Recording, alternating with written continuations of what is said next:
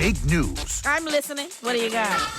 Critics and parents agree. Paw Patrol, the mighty movie, is hilarious, action-packed, and fun for the whole family. How do you like me now? That's what I'm talking about. Paw Patrol, the mighty movie, rated PG, now streaming on Paramount+.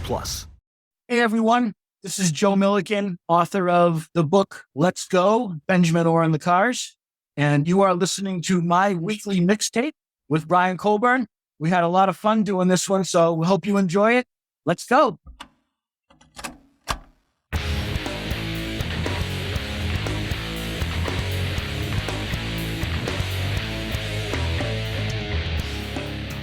Welcome to My Weekly Mixtape, a podcast that takes the classic mixtape approach to building a modern playlist. I'm your host, Brian Colburn.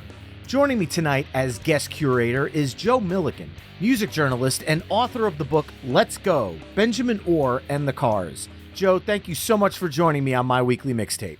Brian, it's great to be here, man. I appreciate you inviting me on, and this is a unique podcast you got set up here, so it's a little different than what I'm used to doing, so I'm looking forward to it. And I'm looking forward to having you on, but I'm going to start by asking you the same question I ask all of my first-time guests, and that is, what does the word mixtape mean to you? Well, to be honest with you, mixtape means a lot to me because me and mixtapes and making mixtapes go way back. I think a lot of people who are, such music enthusiasts as we are, I think everybody has some kind of connection to a mixtape somehow. Either they made them themselves or somebody made one for them, that kind of thing. And I go way back. I mean, I literally was making mixtapes going back to when I was like 15 years old. And it's funny because the first mixtapes I used to make before I even had like a whole component stereo set up in my room, I used to actually make mixtapes off a boombox. I'd set up the radio dials on my boombox and I'd put a blank tape in and I'd press record and pause and I would sit there and wait for a song to come on that I wanted or whatever I was doing at the time. And I'd record the song. The song went over, I'd press pause and I'd sit there for a whole day working on tapes. But then I graduated to, making my own mixtapes. I want to make a classic rock mixtape or I want to make a jazz mixtape or whatever the case may be. And then I actually, after showing a couple of friends of mine these tapes, I'm like, wow, I'd love you to make me one of those. I started making mixtapes for friends. And I used to do it as Christmas presents for friends. And every year it built up and built up and built up. And at one point, this is going back to probably when I was in my late 20s, early 30s or whatever, I was making like 20 tapes a year for people. I'd have one going and go, I got to have this song for this guy's tape. And I'd get all these tapes started. And as the year went on, I'd build them all up. And by the end of the year, I would have mixtapes for my friends and family. So me and mixtapes go way back. That is time dedication. Bravo. I absolutely love it. Yeah, a little crazy, but it was fun. Not at all. That's a gift that shows you were thinking about that person throughout the whole year. So I think that's the gift that keeps on giving. Absolutely. All right. Well, I'm extremely excited for tonight's episode because tonight we are talking about the music of the Cars, a band who, in no shock to anyone listening to me and who has heard any episodes before, knows that the Cars' 1978 self-titled album is my favorite album of all time. So for me, I'm in trouble because I kind of want to choose all 9 songs from the self-titled album because to me it's a masterpiece, but I'm going to do my best to represent music from across all of the band's albums because even though their self-titled is my favorite album of all time, albums like Candy-O and Heartbeat City are not too far behind, and I consider those two both front-to-back classics as well. So I'm going to have my work cut out for me tonight. Now, Joe, as someone who wrote a book detailing the life of Benjamin Orr, the band's bassist and co-lead singer, did you find it difficult to come up with a bank of songs to pull from for tonight's playlist curation?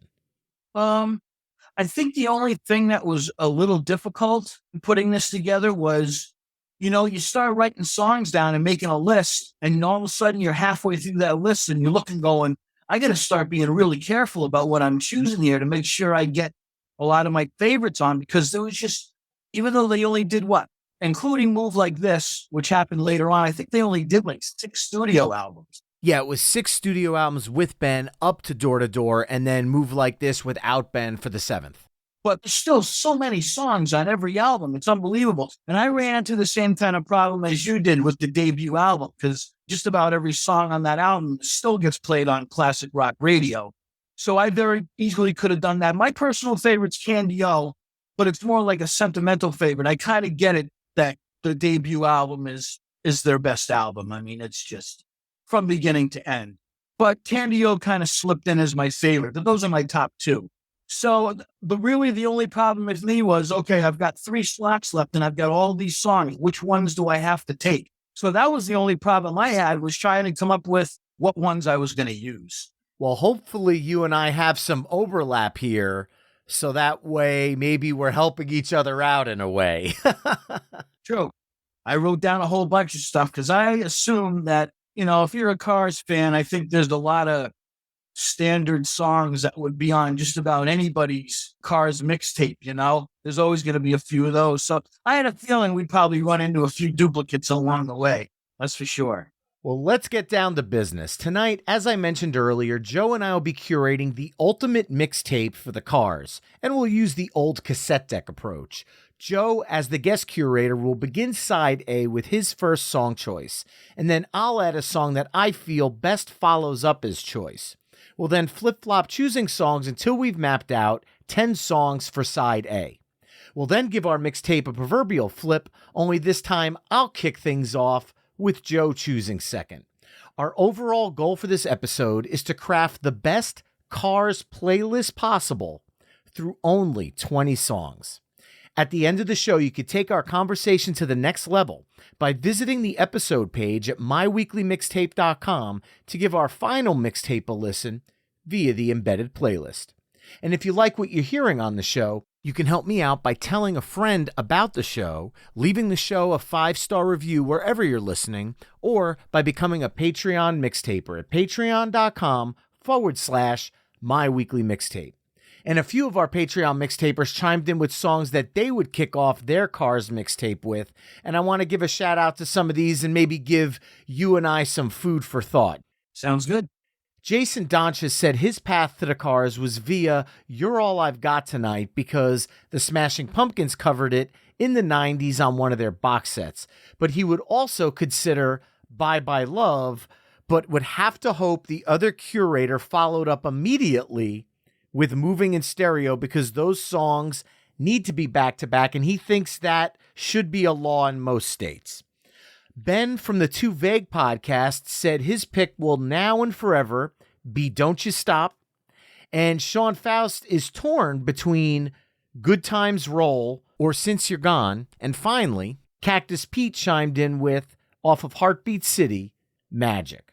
And Joe, with that, I'm officially pressing the record button on our Cars mixtape, and I'm passing the mic over to you. What song will you be using to kick things off tonight, and why? Okay, so those are interesting choices you read, by the way. Somebody wanting Don't You Stop. That's interesting. Yeah, that's certainly a deep cut off the self-title, but look, I'm all here for it. I feel it. Yeah. I mean, that is a deep cut for sure. So that's interesting to hear that. I went more of a standard direction, I guess. So I'm going to go with a little shameless self-promotion here. And I'm going to declare the opening song to be Let's Go. It's a great way to start. It sounds like the beginning of something. Let's go. Let's start this thing up. So I thought that would be a good choice. Obviously, it's the title of my book, but that's not the only reason I chose it. I think it's just a great upbeat rock anthem. And it's a jukebox favorite. And it was also the band's first top 20 hit. Even after that first album came out, they had several songs that were in the top 40, but nothing had cracked the top 20 yet. And Let's Go peaked at number 14 when it came out. So that's another little sidebar why I chose that. It happened to be like their first top 20 single. So I went with Let's Go to get it opened. Absolutely love the song. Really, it is the perfect opening song.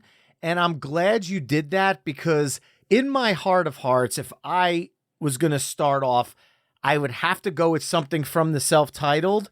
And if you did go with something from the self-titled album, I would have had a hard time immediately following up with a second one from the self-titled. So that makes my first song choice a little easier. But about the song Let's Go, Benjamin Orr on lead vocals, you get one side of this two-headed monster, and I mean that in a good way, because you have two extremely competent and extremely talented lead singers in Benjamin Orr and Ric Ocasek, and their voices are not so far removed that a first-time listener to the Cars might not know that this band has two lead singers.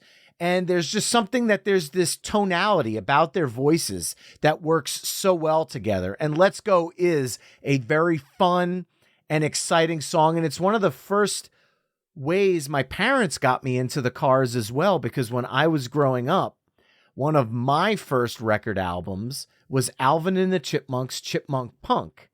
And on that album, they covered Let's Go. So as a kid, No way. I became a fan. Yes, 100%. I'll have to dig that up. I did not know that. That's funny. I like that. You know what? Alvin does a good job of it. He's not no Benjamin Orr, but he's all right. He's all right. You know, you are right about their, it's funny because when this book came out, you know, I had a lot of Cars fans get a hold of me. Some who were already huge fans, other people that were just getting introduced to them. And I actually had some fans say to me, they thought Rick sang everything.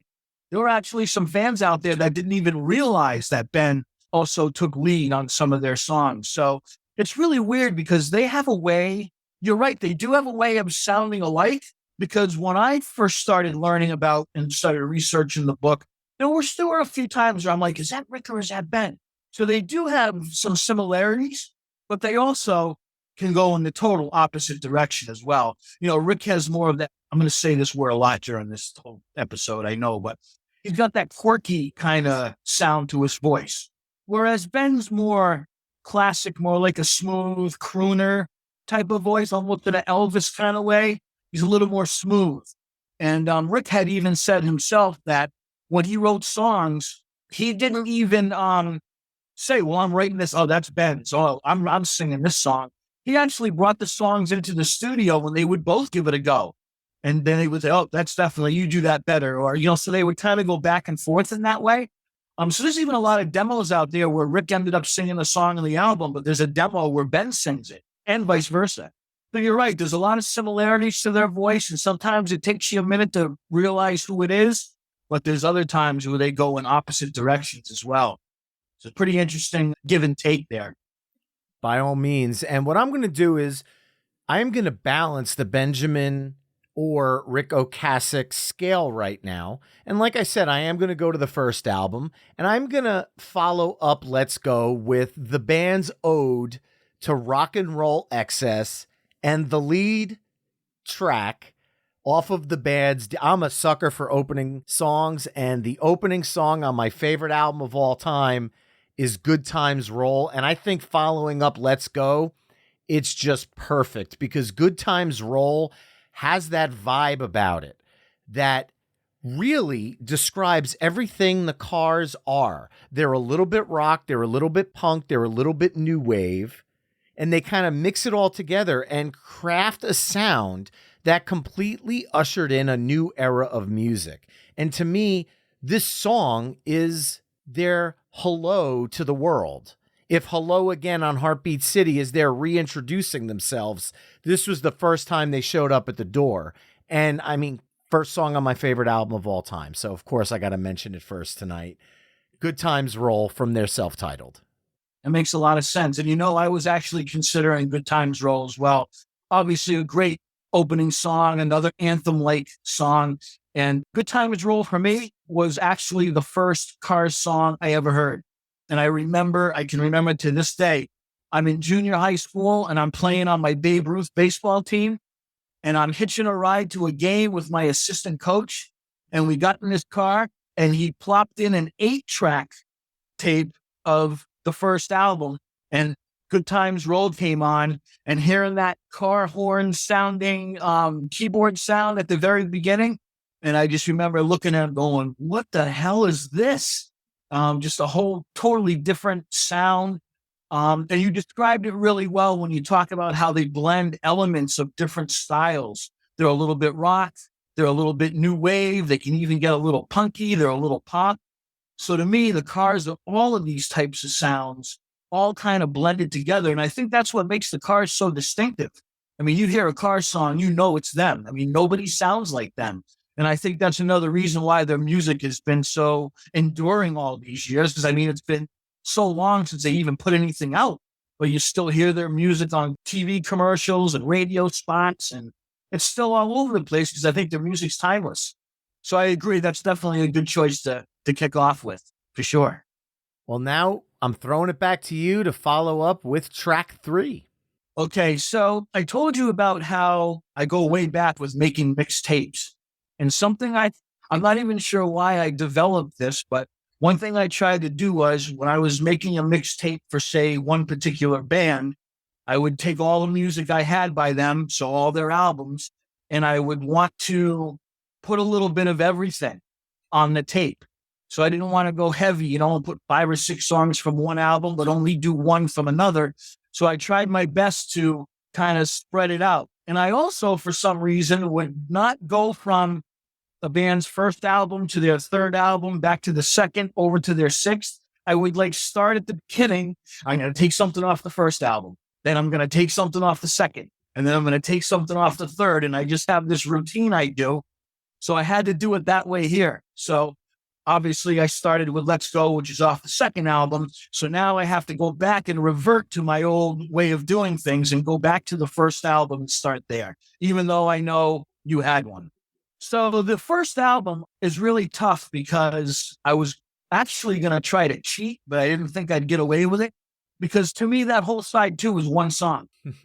You're All I've Got Tonight, into Bye Bye Love, into Moving in Stereo, into All Mixed Up. It's hard to listen to those. Not hard to, but I oftentimes wouldn't listen to them separately because they all just flow together and you feel like you got to listen to them all at once.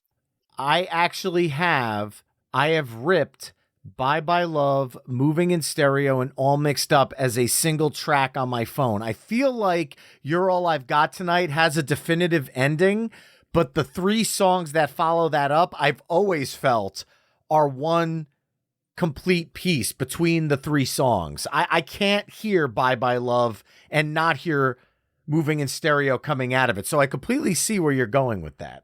Yeah. And when I said I was going to try to cheat, I really didn't think you'd let me get away with counting 4 songs or 3 songs as one. So if I got to split them up, I decided to go with, it's hard to say what your favorite Cars song is, but this is arguably one of my 2 or 3 favorite Cars songs. I went with Bye Bye Love. Just a great song. And I love Ben's vocal in it. And, I didn't know where this whole thing was going to go. So I had to make sure that I got that in as soon as possible because I'm trying to make sure I get most of my favorite songs in here somehow. So if I had to break it up, I figured that would be the first one to chip off. To me, that is power pop perfection.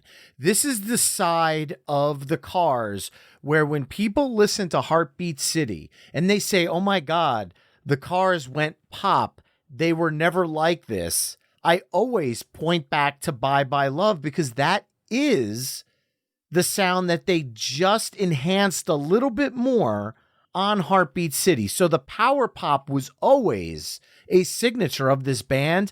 And that guitar work by Elliot Easton, the guitar solo in Bye Bye Love is so perfect, so musical, and so underrated that it's probably one of the best songs on the album. And it wasn't a massive hit. It's played on rock radio, but it wasn't one of the lead singles from the album. So if it wasn't for stations in New York, like 102.7, playing album sides like they did back when I was growing up, this song, I feel like, got its push on radio from those album sides because the second half of The Cars Self-Titled is an absolute masterpiece. And following it up with track 4, just like Patreon mixtaper Jason Donchis said at the top of the show, the last thing I want to do is get arrested. And I 100% agree. You cannot have Bye Bye Love and follow it up with anything other than Moving in Stereo. So track 4, I am following it right up with Moving in Stereo, showing a different side of Benjamin's voice. Benjamin's voice in Bye Bye Love is very upbeat, very lively, perfect for the pop sensibility. Even though the song had lyrics that might not have leaned that way. Substitution, mass confusion, clouds inside your head does not really sound like an upbeat, airy power pop single. However, the Cars were able to make it work with that balance. Then you slide into Moving in Stereo, and he drops into this lower register, and it's very ethereal, very dark, brooding almost. Yeah. And it's so perfect because it's a complete 180 where you're taken to this whole other place musically, but yet they really push and pull off each other so well. So I have to follow up Bye Bye Love with Moving in Stereo. And then obviously, if I don't mention it, given my age at the time, Fast Times at Ridgemount High also cemented that song into my DNA in other ways other than musically. I'm in the same boat. I know exactly what you mean. And you're right about Bye Bye Love. I think, because it wasn't released as a single. And so I think that actually got some juice, if you will, was from getting played on FM radio. Because when that album came out, WBCN in Boston was what I would listen to when I was younger. And of course, they helped launch the Cars. They were playing, Maxine Sartori, who was a famous DJ from Boston. She's iconic for, helping Aerosmith get started. She also helped the Cars get started, and I talk about it in my book about how before they were the band previously, they were called Captain Swing before they turned into the Cars. And Bye Bye Love was actually a Captain Swing song. It was one of the few songs that they actually brought over into the Cars. So I heard Bye Bye Love on the radio right when the album came out, and I think that's how it got its juice. Because, it's I still hear it on classic rock radio. And you were also right to mention Elliot's guitar solo on that song. About as precise and pristine and perfect as you can get, I think, for sure. All right, and we are back to you following up Bye Bye Love and Moving in Stereo. We've already overlapped, so I'll be, obviously I had that set up as one of my songs, so. Okay, so going back to my formula, so now I've taken a song from the first two albums, so now I have to go to the third album with Panorama, which is a very unique album, probably their most misunderstood album, I think, because even though Candy O was quite a bit different from the first album, the two were still kind of in the same vein. And with their third album, Rick consciously wanted to do something different. It really took the record company by surprise, and they almost didn't want them to go forth with Panorama. They wanted them to actually re-record some other things because they weren't too sure about it, because it's definitely a much different and darker kind of album than the other ones. So going through Panorama, I decided to go with the one single from the album, and the one that got some pretty good radio play, and that's Touch and Go. Touch and Go is such a unique song. It's hard to even describe, but it's such an offbeat song, and it's so different. And the amazing thing is it still entered the top 40, even though it wasn't your typical rock song, pop song, chorus, bridge, solo. It's a totally different kind of feel to it. It's really mysterious and dark sounding. It's a lot of offbeat time signatures. So it isn't necessarily something that's conducive to radio, but like I said, it did get some radio play, and it cracked the top 40. It hit number 37 when Panorama came out. I think it's also their least selling album, if you will, but it did go platinum, and it took a long time for people to get used to Panorama, but I do think it gets more respect now as the years have gone by. So instead of trying to go with one of the more offbeat deep cuts, I decided to go with the one single and went with Touch and Go. It's a great song. I feel like you hit the nail on the head. It is their most misunderstood album, and I would say their most underrated album, because there's a lot of angst and aggression in this album that you don't hear on other Cars albums. And this is where Rick's tongue-in-cheek lyrics have a little bit more of a sharp edge to them. They cut a little deeper, and the music just kind of goes along with that lyric theme. And I actually understand why the band chose Touch and Go as the single from this album, because it is really the most musically digestible compared to some of the other songs like the title track and Gimme Some Slack that are much more intense compared to the sounds that people were used to from the self-titled and Candio. So following that up for track 6, I'm going to go in another direction. I'm going to stick with a Ric Ocasek song, but I'm a sucker for album openers. And I think the boldest album open that the Cars ever did was when they took a chance and opened up an album with a power ballad. And that would be 1981's Shake It Up and the song Since You're Gone. One of my absolute favorite songs from then growing up. I can tell you right now, Wildwood, New Jersey. I was maybe 4 or 5 years old and they took me on the boardwalk and we played that game where you would bet on a color and then someone would throw a beach ball into a wrestling ring of holes, and whichever color the beach ball landed in the hole, if you had your money on that color, you won a prize. Well, I had picked blue. The ball went into the blue hole and I won a copy of the Cars' Shake It Up on vinyl, and I've had it ever since. And Since You're Gone was the first song I ever heard when I dropped the needle on that album, and I just fell in love with it. The opening snaps, the guitar, Elliot's guitar is so beautiful. It's distorted, but it's smooth, and it works so well. And you could feel the heartache in this song. And to open up an album whose lead single is so upbeat and happy, to have such a kind of crushing lyrical open is a bold move by the band, and one that I think definitely needs to be recognized here. So I am following up Touch and Go with Since You're Gone from Shake It Up. That's a good choice. I'm taking notes as I go along here because, yes, that's one that I had picked. So that's a great choice. One thing that really amazed me about Rick and his songwriting is how he could create such a quirky, there's that word again, atmosphere in his lyrics and the music, but somehow it's radio friendly. Because Since You're Gone was a hair shy of making the top 40 as a single. It peaked at number 41 when it came out. So, to have such a quirky, offbeat kind of song to be able to hit the charts and stay there for a while is really a unique thing. And the guitar, Elliot just seems to come up with these unique and precise guitar solos, which really seems to always tie everything together, no matter how offbeat a song might be by them. So yeah, I agree. That's a great choice. All right. Now we're throwing back to you to follow it up. Okay. So let's see. Going in my, uniform direction here, I did something from Panorama. So the next album they did was Shake It Up. And, I looked at Shake It Up and I decided to throw a little curveball in here, or at least I think it's probably considered a curveball. I went with A Dream Away. Ooh. This song is highly underrated to me, and it's just so dreamlike, and it just has this magical kind of feel to it, and it's like there's like a mystery about it.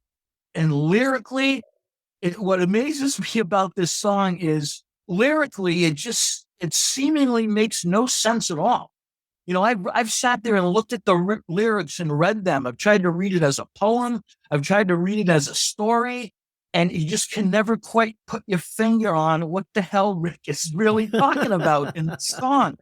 The way he blends things together. And even though these lyrics make no sense, they're seemingly perfect. The way they sound together, it's hard for me to fathom it, to just read these lyrics and go, that absolutely makes no sense, but they're perfect.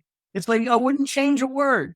So that always amazed me. And, once again, he just takes such a quirky, offbeat song and turns it into a radio song. It somehow gets played on the radio, even though it's just a quirky thing. I guess you would consider that a curveball. And that is a curveball, definitely. And I like it because following it up, I have a curveball as well. So you're throwing a curve and I'm throwing a curve. Maybe that'll put us right back on track where we need to be. One thing I love about the Cars is the fact that they have two very competent lead singers. And something I'd like to do on each side of my Cars mixtapes is have a song that features both Rick and Ben as the lead vocalist. And there's not many in the Cars catalog. However, on Heartbeat City, one of the heaviest songs on the album is the incredible It's Not the Night, which includes both Ben and Rick on lead vocals. This song is heavy. It's intense. It's a song about sweet, sweet revenge. And you feel it. You feel it in this song. And the fact that this song wasn't a single has always shocked me because it's one of the most powerful songs on Heartbeat City. And I know when you have songs like Magic, you might think Hello Again, Drive, all massive, massive hits. I can understand where It's Not the Night doesn't fit in with those, but across the entire Cars catalog, I can't have a mixtape without this one because of its uniqueness and rarity in the catalog of both singing lead on one song. So I am following up A Dream Away with It's Not the Night from Heartbeat City. Wow. So we got back-to-back really deep cuts. That's Yes. really cool. And as I went along here, I was trying my best, consciously trying my best not to go too far one way. I don't want to start throwing a curveball every other pitch, And so I tried to keep it balanced somehow. So after we both go with the curveballs, I said to myself, okay, so my last two songs have been Touch and Go and A Dream Away, which are both kind of really quirky Cars songs. So I figured I better go back to the mainstream a little bit. So I went to the next album after Shake It Up, keeping in my order. And so I'm at Heartbeat City 2. And I decided to go with a radio-friendly track this time. And as one of your listeners had typed into you, I went with Magic. Nice. It's just a happy-go-lucky, upbeat, summertime song. And I still have the visual of the video because the video was so huge on MTV when this album came out of Rick walking on water. It's like a pool, an underground pool setting, and Rick's walking on the water there. And also, I just love Ben Orr's badass bass lines on that song. I really love his deep bass on that track. So I decided to go a little mainstream and pick something off the radio. And so that's why I went with Magic. I didn't write down, I think Magic actually was a top 20 single. So I kind of went a little radio friendly this time and try to smooth things out a little with Magic. I think it's great. I love that track. If you go back and listen to my interview with Will Turpin of Collective Soul, we talk about how Magic from Heartbeat City is a influence to Collective Soul's song Hollywood. So if you ever listen to the song Hollywood by Collective Soul, it's kind of their nod to Ric Ocasek and the Cars and this song. So I think that's a great one. I love this song. To me, that video was just part of the MTV revolution. As a kid, seeing this tall, lanky guy just walking across a pool, singing, it was so 80s, but it works so well. And Heartbeat City, my parents had a VHS of all the videos from it. And there were some strange, memorable videos during that time. That's all I'll say for now, because I have a feeling we'll touch on Heartbeat City some more tonight. So closing out side A, the Cars know how to end sides really, really well. And they know how to end albums really, really well. So this one is actually easy for me to have a bank of songs just in and of itself of where to end, because it's the end of a side and they know how to end strong. So I'm at a toss-up right now between two closing songs, both from the same album. It's the side A and side B closer. And I think I'm going to lean towards the side B closer because I'm just feeling coming out of Magic, we need to talk about the dangerous type. I'm going back to Candy-O. I don't think they could have picked a better closer for that album. And it has such a tasty Elliot Easton riff that just drives with the kick drum as it's opening. And the song, again, has this pop sensibility. So when Letters to Cleo covered the song for the Crafts soundtrack in the 90s and added that layer of pop to it, it made the song reinvigorated again for a whole new generation. And that's because the Cars already had pop sensibility. And Letters to Cleo just put their little bit of a spin on it and reinvented it, but they didn't reinvent the song because the song's pop nature was already there. And I love the lyrics of this song. I love the guitar work in it. And it's, again, a perfect closer for either a side or an album. So closing out side A, Dangerous Type from Candio. That's a great track. And I'm learning something. You learn something new every day because I didn't know that Letters to Cleo covered that song. So I've already made a note of it. I'm going to go check it out for sure. Oh, it's great. And they were a very good Boston band. So obviously they felt the Cars' influence. That's really cool. Yep, I had Dangerous Type as one of my songs listed. So that I agree with that. That's a great choice. Absolutely. All right. Well, there you have it, folks. Side A of our ultimate mixtape of the Cars, which kicked off with Let's Go, Good Times Roll, Bye Bye Love, Moving in Stereo, Touch and Go, Since You're Gone, A Dream Away, It's Not the Night, Magic, and Dangerous Type. Head over to myweeklymixtape.com to hear all the songs we've discussed in this mix through the playlist embedded on the episode page. Now, Joe, we've been talking about your book on and off throughout the night so far, but I guess my first question, what made you gravitate towards writing a book specifically about Benjamin Orr and not the Cars as a whole? Because when you think about the members of this band, all the members have led really unique and interesting musical careers. Yeah. So I'll make it as brief as possible, explaining how I came up with the idea to write or how it came about, because it actually happened by happenstance. So we're going back quite a ways now because it took me a long time to put this book together because I was kind of doing it in my spare time. I'm a full-time job, I got a family, and I can't just sit in my office and write a book 8 hours a day. So it actually, in doing all the interviews I did and stuff, and of course, Ben was no longer with us, so I couldn't interview him. So what's the best thing to do? Interview as many people who knew him as possible. So this is a very long, grueling process, and people think I'm exaggerating when I say this, but I'm not. The book literally took me a decade to complete. So it was a long time coming.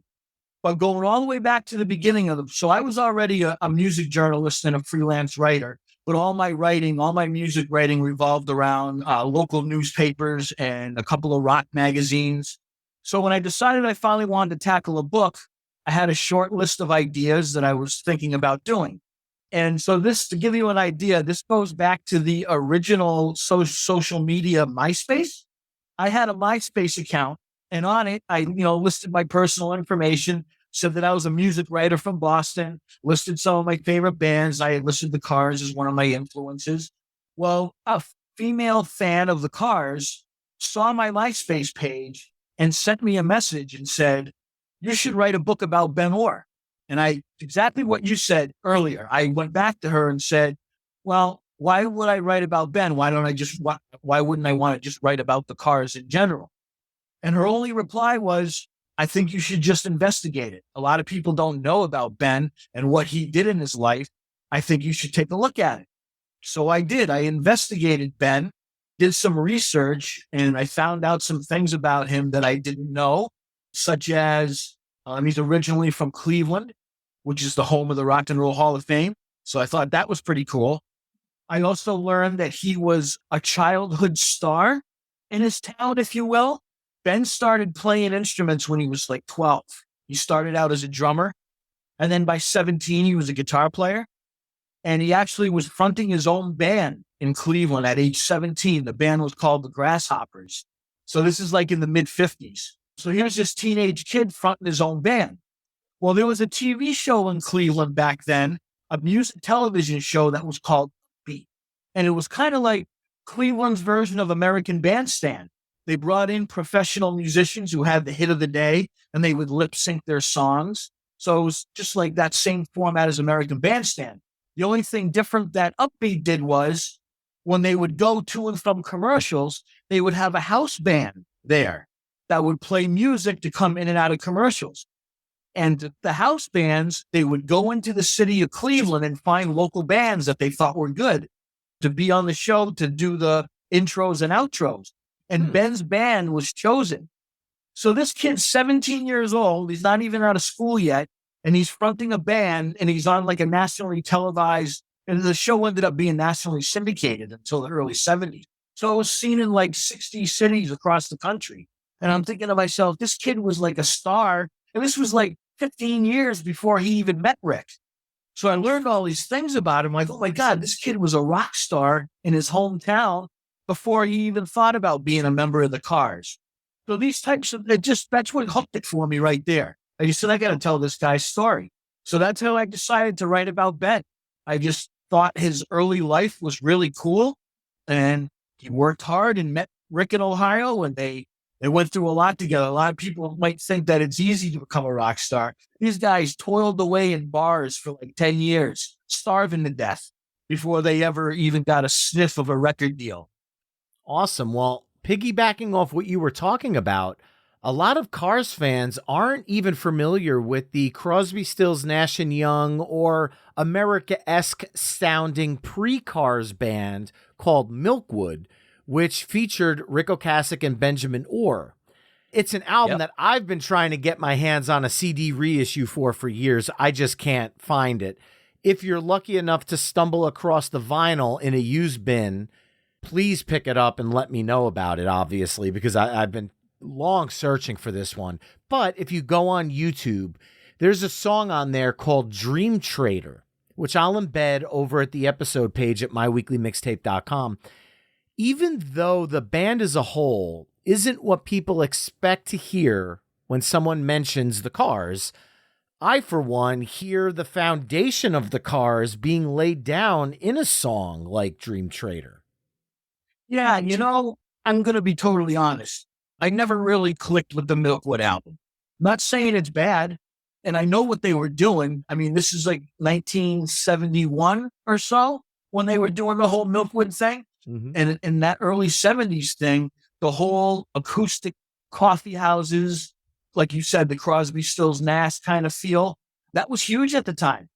And these guys Rick and Ben had already been together for a decade trying to make it. So that was big at the time. And they were in Boston, tons of coffee houses in Boston. Actually, Rick and Ben performed as a duo for a while, just the two of them playing acoustic guitars. So they tried to jump on that train, if you will. That whole acoustic vibe was just big at the time, and that's why they did it.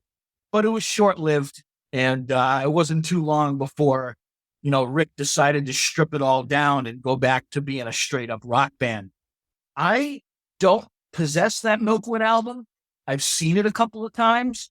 And the times I've seen it, the price tag was too rich for me. Yeah, exactly. Too rich for me if I like the album. I'm like, I can't do this. I mean, you can find copies that on eBay. People are asking for like a couple $100 for a copy of that album. So it is rare. And I guess I shouldn't say I wouldn't want to have it, but I haven't gone out of my way. And, it's funny because Rick and Ben both kind of cringe a little when they look back on the Milkwood thing. But don't get me wrong, just because I don't like it doesn't mean somebody else won't. And I've talked to plenty of Cars fans who love that Milkwood album. So that's only one man's opinion. Of course, it reminds me of the way people feel about Billy Joel's pre-Billy Joel project, Attila. So it's kind of along that same lines. It's just not what they're used to hearing. So 100% I get that. Yep. And here we are in 2023 in a world that unfortunately no longer has Rick and Benjamin in it. Just curious, in 2007, Elliot Easton and Greg Hawkes got together with Todd Rundgren and performed as the New Cars. Do you think a one-off tour celebrating the band's legacy, obviously now that they're both passed, would be in good taste? Because I'm not going to lie, I was half debating including their song Not Tonight with a little asterisk next to it in my bank of songs for tonight, because you had Elliot, you had Greg, and it really felt like a long-lost Cars song. So I don't know. having never seen the original lineup live, I almost wish that this lineup of 2007 would get together and maybe do a celebration of the band's music for one more run. I would welcome it. I really would. You'd be surprised. And I didn't realize this until, once the book came out and I had, Cars fans and Ben fans coming to me and, approaching me about how I put the book together and stuff. A lot of people didn't like the fact that they tried to do that. But there's a lot of Cars tribute bands out there, like right now. Yes.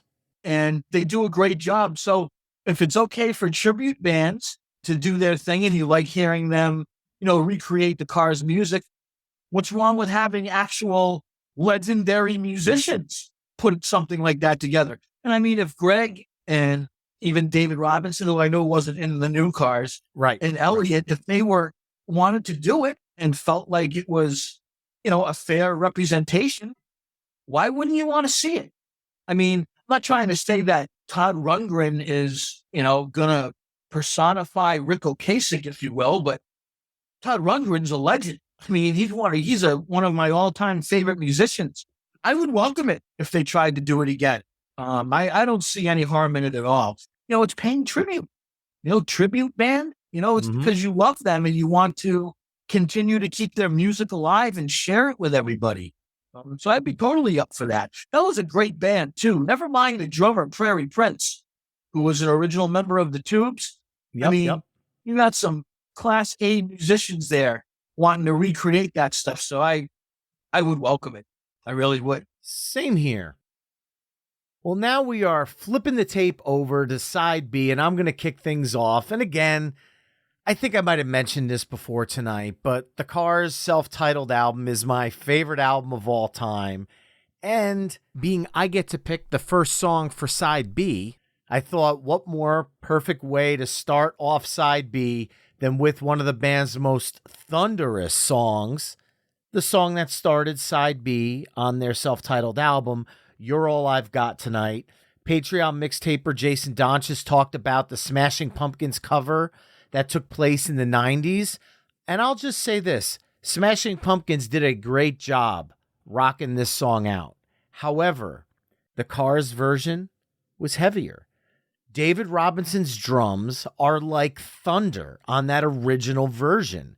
There was something about the reverb that they added and the drum sound that they achieved on this album that made the song feel so massive that even the Smashing Pumpkins, which are inherently a heavier band, not sound as heavy as the Cars. So kicking off side 2, You're All I've Got Tonight. That's a great choice. And I'm going to have to shift because guess what I was going to pick next? You're All I've Got Tonight. You're All I've Got Tonight was going to be my next choice. Just a straight up classic rock radio song. I mean, how can you go wrong with it? And like you said, it's a great opener for side 2 of that album.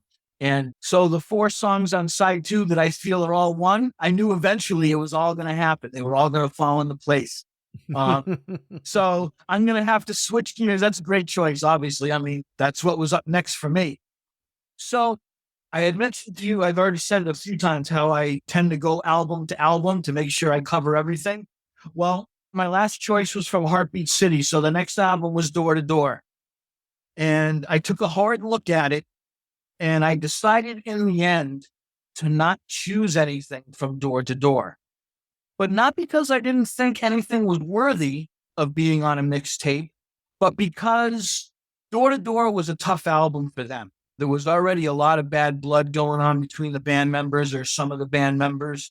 The writing was on the wall already that the band was probably not going to survive much longer. They ended up doing a very short tour for Door to Door. It just didn't last very long. And they had kind of taken a different approach by then. In earlier Cars albums, Rick would come in with a batch of songs, but the rest of the band would have a say, whether it be changing the music a little bit, maybe not necessarily the lyrics. The lyrics were all Rick. But the rest of the band members would add to the mix and they would create and re-record things once they got in the studio. Well, by the time Door to Door came around, for lack of a better way of saying it, the Cars had pretty much turned into a dictatorship by then. Rick was pretty much leading the show. He was writing everything. He was writing all the music. As a matter of fact, when they entered the studio to do Door to Door, he like already had demo songs on a tape, and it was pretty much saying, here, learn this. So the other guys in the band weren't really able to give their 2 cents anymore by this point. So because of those reasons, I just felt like too many truly iconic Cars songs were going to get left off the list, even if it's just one. So I had a couple of songs in mind for Door to Door, and if we were like picking today and I was picking 20 songs, a song from Door to Door would have made it. And I probably would have went with the title track, Door to Door. It's an upbeat, fast song. It was almost like a punky kind of song, whereas the other songs on the album are a little more wishy-washy, if you will. They were kind of getting away from the hard rocking sound. It was almost like a country western kind of feel in a couple of the songs. So I don't dislike the album, but it's definitely my least favorite. So I decided to go by Door to Door and not include anything. So naturally, I would go back to the first album again. But seeing as though you just picked something off the first album, I'm going to go away from the first album and I'm going to go back to Candy-O, because it's, I mean, maybe not as many iconic songs as on the first album, but Candy-O is just full of hook-laden rock songs that you just can't go wrong with. So I decided to go with, as one song, Shooby-Doo into Candy-O. So the reason I did this is I really like how it has the quirky part of Shooby-Doo, where it shows Rick at his quirky finest. And then it goes right into the polar opposite of Ben singing Candy-O. So it goes from this fast, quirky, punky kind of thing, and it just kind of segues into a more smooth crooning kind of sound with Candy-O, with Ben doing almost like his Elvis impersonation kind of thing. But I just think I like the way the quirky and the smooth, cool Ben going back to back, and you would think the polar opposites wouldn't allow it to mesh, but it somehow still does. And like I said, to this day, it amazes me how Rick could make such quirky music and have it be so popular and get on the radio and have people love it. So you had already chosen Dangerous Type. I had that listed too as one of my songs. So trying to pick one that, you know, I went with Let's Go for the first go around. So I went with Shooby-Doo and Candy-O for this pick.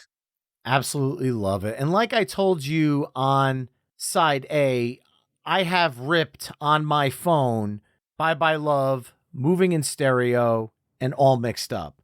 I also have ripped on my phone Double Life, Shooby-Doo, and Candy-O as a single track, because when I hear the opening of Double Life, I can't not hear Shooby-Doo coming out of it.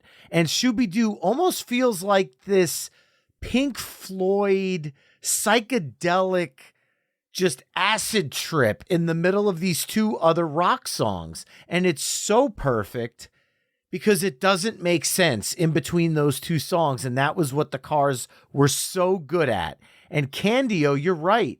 Ben hits this Elvis-like delivery where he's almost crooning the song. And it really fits so perfectly against that backdrop, which was, again, that punkier side of the power pop of the Cars. So following that up in track 3, I'm going to take the heaviness of Candy-O, because there is a little bit of a heft to it. And I'm going to crank it up.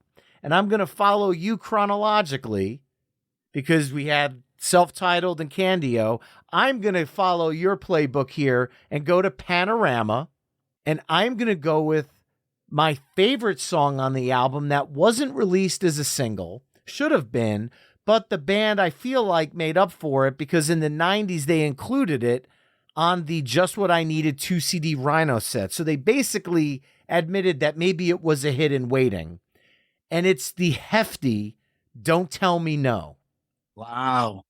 To me, that song shows the rock side of the Cars the way It's Not the Night does it on Heartbeat City. And it's an element of the Cars that I wanted to make sure I touched on both sides.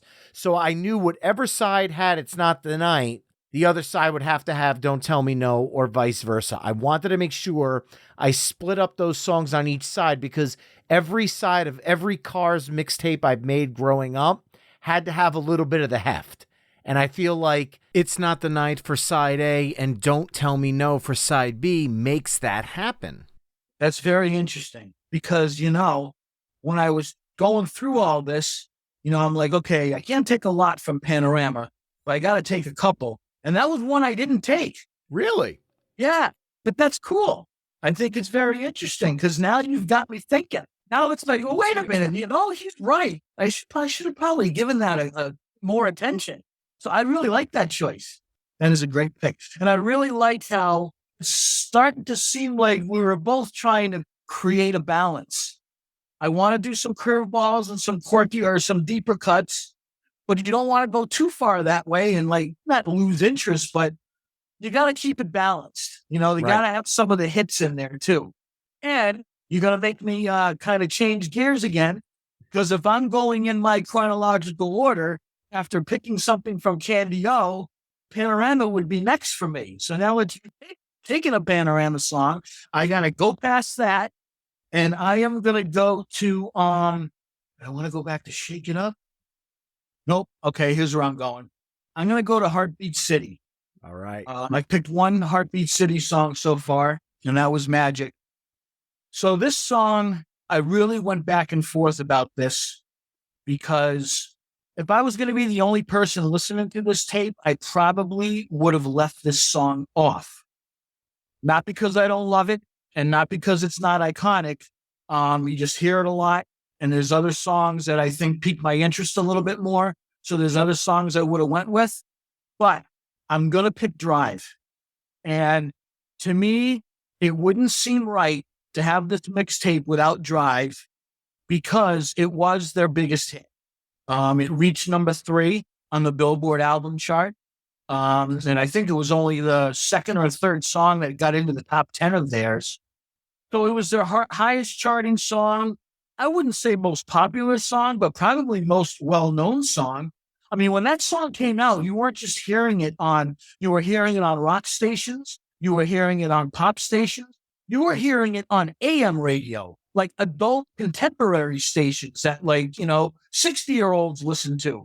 So I think if you're talking to a 70-year-old woman who has never heard the Cars before, she might have heard Drive. Oh, I remember that song. When the band was in the studio recording this album and it came time to do Drive. So I did a couple of exclusive interviews with David Robinson, the drummer. And he said something that amazed him about Ben was he didn't have to prepare to do anything. Like they all go into the studio and he would just be like having a cup of coffee and smoking a cigarette. And they were like, okay, you ready? Oh yeah, I'm ready. And like, you ready? And then these guys used to really have to prepare and get focused mentally and do whatever they had to do to get ready to record. Ben was nonchalant. David Robinson called it his Frank Sinatra persona. He said when they went to record Drive, he told me, he's like, I'm telling you the honest to God truth. Ben was sitting there smoking a cigarette and they said, you ready to record Drive? And he said, yup. And he went in there and he did it in one take. No overdubs, no want to try it again. No, let's do a couple of tracks and see what sounds better. He did that in one take. He put a cigarette down. He went in there. He sang it. He walked back out, picked the cigarette back up, and like it was nothing. And David Robinson said it was like the most amazing thing to see this guy, how he just did it so effortlessly. So that little story always pops into my head whenever I talk about Drive or hear Drive. So for all those reasons, I couldn't leave it off. You don't have to defend that song one bit. There's a reason why 6 a.m. has covered it. There's a reason Cavo has covered it. There's a reason that they put out a symphonic version of the song recently with the original track and it became a hit all over again. There's a reason why it's been featured in countless movies. The song's iconic.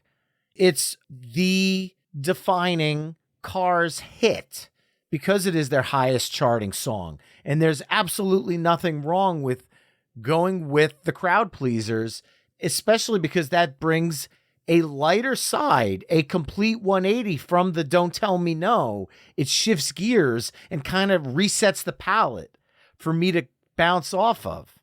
And one thing I wanted to do on both sides was kind of create a balance with my picks. And on side A, I used It's Not the Night as a heavy song, but I also used it as a song where both Ben and Rick sang lead vocals. And I want to make sure I include that on side B as well. And I'm going to include that by going back to Candy-O, and I'm going to go with the power pop perfection of Since I've Held You. If Bye Bye Love was the Cars' self-titled, hey, here's where the Cars' power pop origins came from, its logical follow-up is Since I've Held You.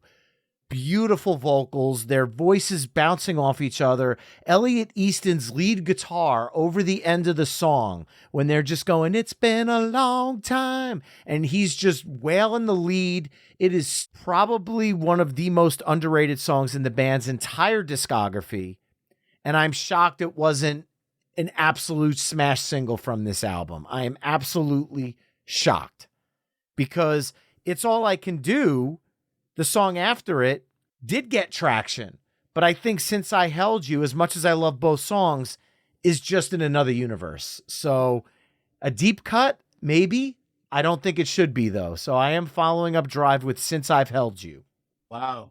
And that is considered a deep cut. I mean, I consider it a deep cut. But I'm telling you, you're giving me some things to think about because I had that on my list of Candy-O songs. I don't think it made my final list, but it was on there. It was on there, and you're right. It is a very underrated song. The guitar solo is just masterful. I tell you, those first two albums, man, probably okay, let's just go back and forth between the first two albums, and there's your 20 songs. I mean, if we were going to be lazy about it, you probably could have gotten away with it. And made a great argument for it, too. No one's going to argue any song off the first two albums. Absolutely. That's a really good choice. So with that, Joe, we're back to you for track 6. Okay, so I know that these songs belong together, and we can't really do that, but I got to make sure that I get all mixed up in there. It's like a perfect ending to not just side 2, but the album as a whole, and I think it's the band's masterpiece. I think that whole side just goes together so seamlessly to me, and I just had to make sure that all mixed up gets on there. Ben's vocal is incredible. That little embellishment saxophone from Greg Hawkes at the end of the song, it just seems like just a perfect fade out to this album. And it's just one of my favorite car songs. Like I've said multiple times, that whole second side, making sure that gets in there. We've got them all from that side too. By all means, every mixtape my father made of the Cars had all 4 of those songs somewhere. They never not made it, and I'm glad that continues tonight. I love the fact that you brought up the underrated saxophone solo by Greg Hawkes because it really comes from out of left field, because it's not like saxophone was all over this album. And it seems like it's coming from out of left field. But when you listen to the song, it's such a cinematic ending to this album. It really feels like a movie climax musically. So I love the pick. Obviously, say no more about the album. Of course, I love it. So following that up for track 7, you explained at the beginning of the side that you weren't going to go to door, but because some of the songs that you've chosen were on my list, that's leaving me a little room to go to door and acknowledge one song just because I've been covering it for years with my group, Colburn and Company. I love the song. Again, I get to pick a song that includes both Rick and Ben singing, so it keeps that piece of the puzzle going. And it is kind of a sad song because it is their last top 40 hit. And I'm going to go with You Are the Girl from Door to Door. Now, on Move Like This, sad song did reach number 33 on the rock songs chart. But when we're talking about top 40 hits, You Are the Girl is the final Cars top 40 hit. And there's a bittersweet part to that. The video, they were still trying to go for the Heartbeat City stuff in 1987 when Heartbeat City was several years earlier, and the music video scene had changed at that time because it was a lot of your hair bands were coming to proximity in 1987. Your Motley Crues, your Guns N' Roses. The music video landscape was changing, and I feel like this song didn't do well because of that landscape, and had the band picked a song like Double Trouble, another Ben-led vocal, with that hard rock scene happening, I feel like Double Trouble might have made more of an impact, but I'm going to go with You Are the Girl to follow up All Mixed Up. That's an interesting choice for sure. That's a great song. It really is. And I think by the time Door to Door came out, like I mentioned, there was some turmoil going on in the band, and they were kind of losing some momentum by then. And I think the record label didn't put a lot of money into the promotion of it. It was a very short tour. And I think it wasn't too long after that album was released and the tour finished that they kind of announced that they were breaking up. So I just think it was kind of like, I hate to say it, but it was almost like the end of the road, it seemed like, for the band at the time. So I think that's why Door to Door kind of gets overlooked. But, I am glad that you picked something from it because I was feeling kind of guilty that I said, I had a Door to Door. I was going to pick the title track just because I thought it was a harder driving song. It had some rock elements to it, but that's a really cool choice. I'm glad you picked something from Door to Door. Okay, so, you talked a little bit before about what I thought about the new Cars and if that was disrespectful or not, that kind of thing. So this kind of, in a way, almost goes hand in hand with that. And I really struggled with this one for a while, going back to that same premise of, look at all these songs that I haven't picked that are just iconic. How can I pick this kind of off the wall or curveball kind of song when all these legendary songs are still out there? But I'm going to do it. And I was inspired by you talking about the new Cars. So I went and picked a song from the one album they did without Ben, Move Like This. Came out in 2011. The band didn't even try to replace Ben. Greg Hawkes did some bass work. And the man who produced the album, I didn't really know of him before that, but his name is Jackknife Lee. I guess this guy is a bass player too. So they didn't even want to try to replace Ben. They just like, well, you can play bass. You do it, kind of a thing. And I get mixed reviews from Cars fans. There's some Cars fans, Ben's not there. They don't even want to give it a try. And then there's other Cars fans that say, well, if it's the Cars and it's Rick, I'm going to listen to it. So it kind of gets mixed reviews. And I don't know if you've heard the album. Oh, I have. I really like Move Like This. I do too. I'm not going to say I, love every song on it, but I think it's got some really good stuff on it. I really like the fact that they did that. And, they released a single from it. It's probably the one song that was heard the most from it. And that's part of the reason why I chose it. But to me, this song sounds like it could have been like an extra song from the Shake It Up sessions that never made it onto the album. It sounded like a Cars song to me, and it's Blue Tip. Nice. I really love the song. They put a little video with it, and I thought the video was really creative and cool. And I know there's some people out there that are going to be like, well, you're not putting this and this. These are all, what about this Ben song? What about, obviously, we can pick 60 songs probably if we wanted to put on a mixtape. But I wanted to give a tip of the cap to the guys, doing that one last album. And I think it was really well done. And I do like the fact that they didn't even try to replace Ben. They just said, Ben's spirit's with us. I got a batch of songs. And, it wasn't too long after that, unfortunately, that Rick is no longer with us. So now I look back on it and I'm like, thank God that they did that album. Because I think it's got some really good songs on it. So I went with Blue Tip. There's a curveball for you. Thank you. Because I'll tell you right now, had you not gone with Blue Tip for track 8, that was going to be my track 9 as a tip of the cap to this era. So you and I are lockstep on it. That's my favorite song on the album. The first time my father and I put that CD, and I ended up going and getting the Best Buy version because it had some extra demos at the end, and I wanted to have the extras because I'm that big of a Cars geek. But we listened to Blue Tip, and as soon as the song was over, my father said, Rewind it. Let's hear that one again. He goes, that's vintage cars right there. And it is. And I believe it deserves a spot on this discussion. And that means we each have one song left to close things out. And I have a wide slate because we have now touched on every single Cars album at some point in this discussion. And I can, with no guilt, go right back to my favorite album of all time and pick one of the few songs on it that we didn't talk about. And I'm kind of torn right now because I still have two more on my list. I have My Best Friend's Girl, which my band Colburn and Company covers all the time, but I am going to go with a crowd favorite.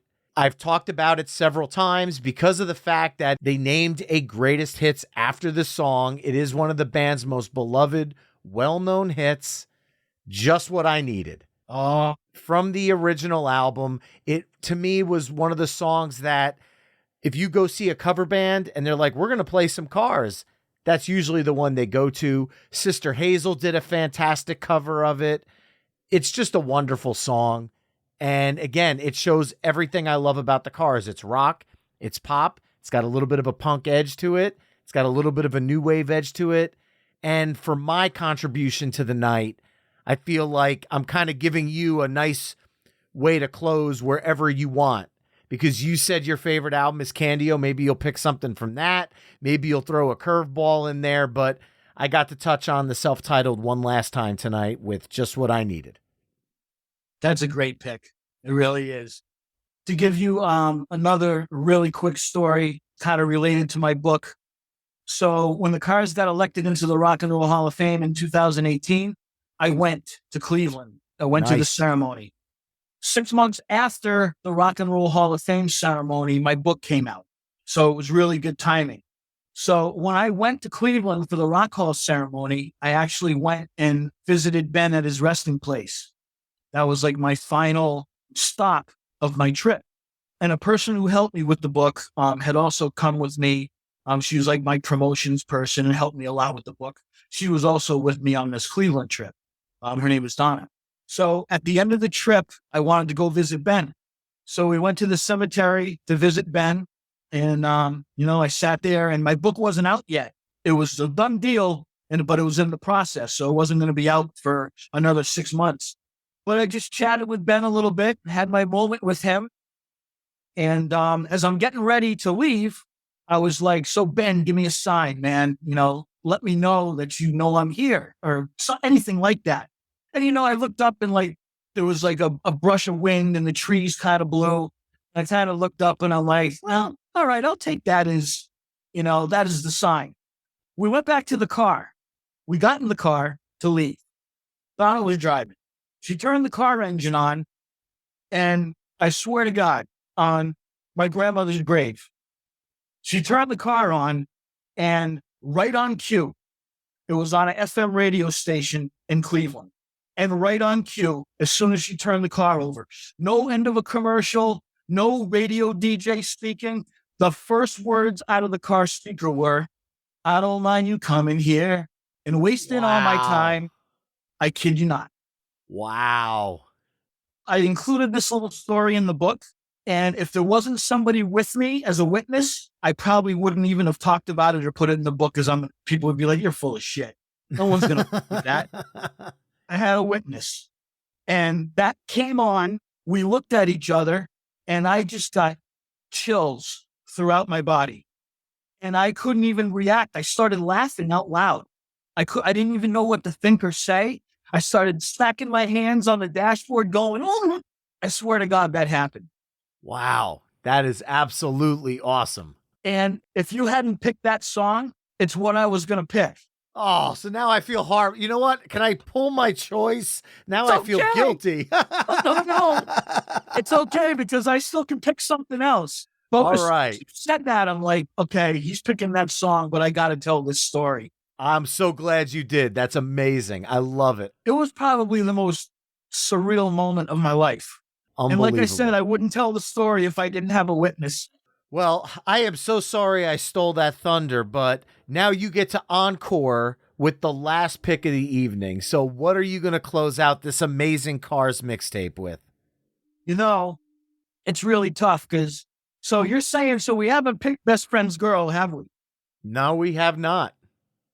So I had Just What I Needed and Best Friend's Girl down to the final two. But now I'm sitting there saying, do we want to end it with two songs from the first album? Or do I try to want to end it with a curveball? I think I'm going to end it with a curveball. All right. Just because this is all tied together because of my book. And it's not a Cars book, even though the cars are obviously throughout the whole thing. It's really a Ben book. It's a book about Ben's life. And, writing this book has really changed my life. I've met so many people and it created so many other avenues for me that this book journey has just been something that I thought once the book came out, I'd sell some copies and it would just fade into oblivion and that would be the end of it. But to this day, 5 years after it's come out, I'm still meeting people. I still have people reach out to me. I have people reach out to me and go, I just read this book you wrote about Ben. I knew Ben when we were kids. I really wish you interviewed me for this book. I would have had some great. So to this day, people are approaching me, talking to me about the book, things they know that I didn't know, all kinds of things like that. So this book it's been more than just writing a book. It's really been an unbelievable adventure. So in saying that, to end it with a curveball, I want to pick an unreleased song that was on the double anthology. And it's a song called Fun Time. And it's a cover song of an Iggy Pop song. And there's a little story behind it. So they recorded this song during the Shake It Up sessions, but it didn't make the final cut. They had enough original songs, so it didn't make the final cut, but it did end up on that compilation. Fun Time. So the Cars are at the peak, and they have their own studio in Boston. And a lot of bands and musicians, famous musicians who came into town, they would go and visit the Cars in their studio. So Iggy Pop was in town doing a show at the Paradise. Some of the guys in the band went to the show. They invited Iggy back to they called it the Playhouse, invited Iggy back to their studio. Everyone's hanging around and partying. And the Cars said, here's a song we're doing for you. So they did it in front of Iggy. They played this song. And Ben did his best Iggy impersonation of Fun Time. And at the end of the song, Iggy was like, holy crap, man, you sound more like me than me. It's a really fun song. It's Ben at his coolest and just being a rock star. And I don't think there's a lot, if you don't own that anthology, there's no way of hearing this song. I mean, obviously, if you Google it, you can go online and hear it. But if you don't know that this song is in existence, I've had a lot of people get that anthology and say, I never heard this song before. So I decided to end it with a curveball in honor of Ben and putting Fun Time in there. Well, knowing my love of cover songs, to anybody who listens to this show, the Cars covering a song that was written by Iggy Pop and David Bowie. What a perfect exclamation point on this amazing mixtape, which for side B, we are on fire here. It kicked off with You're All I Got Tonight, Shooby-Doo into Candy-O, Don't Tell Me No, Drive, Since I Held You, All Mixed Up, You Are the Girl, Blue Tip, Just What I Needed, and Fun Time. Head over to myweeklymixtape.com to hear all the songs we've discussed in this mix through the playlist embedded on the episode page. Now, Joe, if somebody wants to pick up a copy of your book, how can they get in touch with you and where can they find it? Well, there's really two ways. I mean, it's available on Amazon. Plug in the title of the book, Let's Go, Benjamin Orr and the Cars, and you can go through Amazon and pick it up. I also have a website for the book. It's really simple, benorrbook.com. You can go there and there's a link that will bring you right to the publisher. You can order it directly from the publisher. I also want to let people know that I also offer personalized copies of the book. So some people come directly to me and I personalize the book for them. I have a couple little extra book promotional goodies that I include with my orders. So if somebody wanted to come directly to me to get a personalized copy, they could just find me on Facebook. So if someone goes to Facebook and just plugs in, Let's Go, Benjamin Orr and the Cars, my Facebook page will pop up. So if they want to get a personalized copy from me, they can come to me for it. If they don't want to bother with that and just want to go through the publisher or Amazon, you can find it online anywhere. Fantastic. And word is on the street that while it's not the Cars, there's another book you're currently working on. Why don't you tell the listeners a little something about that and when they can expect to hear more? Well, the publisher was happy with the numbers of the first book. I was a first-time author, and considering it was a niche book and I did all the promotion myself, the publisher was really happy. So they approached me about a next book. I gave them a list of ideas. We talked about it a lot. Actually, a Cars book was considered, but I felt like I needed to go in a different direction. So I am writing a book about my sentimental favorite musician is Joe Perry of Aerosmith. So Aerosmith is my sentimental favorite band. They're not necessarily the band I listen to more than any other band anymore. But when I was like in junior high school, that was the first band that really got me crazy about music. So Aerosmith was always, and I'm from Boston and they're a Boston band. But Joe Perry has always been something a little extra for me. The way he looked, the way he plays, everything about him, he's just like Joe Cool to me. So Joe Perry has always been my favorite artist. I included that on my list, but I didn't think that they would want to do it because he did put out an autobiography about 10 years ago. But I told them about a different approach I wanted to take, and they agreed with it. So that's what I'm doing. So I'm doing a biography about Joe Perry. Obviously, there'll be a whole bunch of Aerosmith stuff in it too, because that's the whole reason he's famous. But that's what I'm working on now. It'll probably go to press maybe another year or so. I'm kind of in the middle of it now. And there's a lot of research, a lot of interview chasing, and all that kind of stuff. So I'm kind of knee deep in it as we speak. So I'm hoping in the next year or so, it'll be ready to submit. So it's a little ways down the road, but that's what I'm working on now. It'll be a biography about Joe Perry. Fantastic. And I guess when that time comes, we will do the ultimate Aerosmith mixtape here at My Weekly Mixtape. Joe Milliken, this has been an absolute pleasure. Thank you so much for joining me tonight. It's been a real pleasure. I think we came up with a pretty cool list. I'm sure it gives a lot of people things to talk about. Well, how can they put this on and not include this, But I mean, that's what it's all about, right? Everyone's got their own taste, their own opinions. Hopefully we gave, good enough descriptions why we chose the things that we chose. And closing out with that song, Fun Time. This was really a fun time. Likewise, man. Thank you again. And remember, mixtapers, you could find My Weekly Mixtape on all the social haunts at My Weekly Mixtape. You can also head to myweeklymixtape.com to check out the full catalog of My Weekly Mixtape episodes. If you like what you're hearing on the show, please do me a favor and tell a friend about the show. Leave the show a 5-star review wherever you're tuning in, or consider becoming a Patreon mixtaper at patreon.com/My Weekly Mixtape. That's all for this week. Thanks again for listening. Until next time, enjoy the tunes.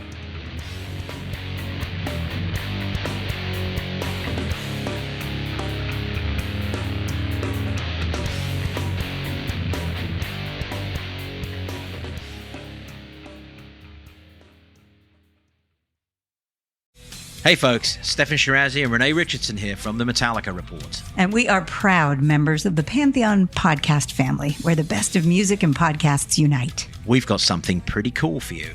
We're giving away an exclusive Metallica merch package worth over $250. That's a whole lot of Scary Guys, skulls, M72, and other sought-after Metallica swag. And we've made it easy for you to win. Follow and share the Metallica Report, and you're in the game. Go to pantheonpodcast.com/Metallica, enter your email, and hit that button to be entered to win. And just like that, you're eligible for our monthly exclusive Metallica merch package. And guess what, rockers? You can enter every month, so just do it. And while we love our global brothers and sisters, the lawyers won't let us ship outside the U.S.